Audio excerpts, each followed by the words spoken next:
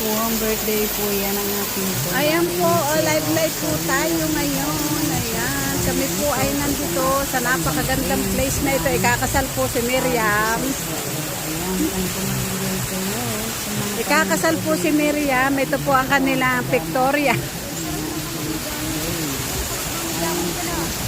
Kaya po kayo, kung iniimbita po namin kayo, kung kayo po ay magpapakasal, ayan po ang kakasali namin. Nagpipictorial po, kaya lang po yung kanyang groom tumakas na. guys, ito po yung mga po na aming dala. O, ayan po, ang pagkain ng aming may birthday celebrant. Ayan, ayan po. Pababa. Yung pong isa, nagdala po ng manok galing sa freezer. Sino pong kakain din ng hindi nakapustisaw? Maraming salamat.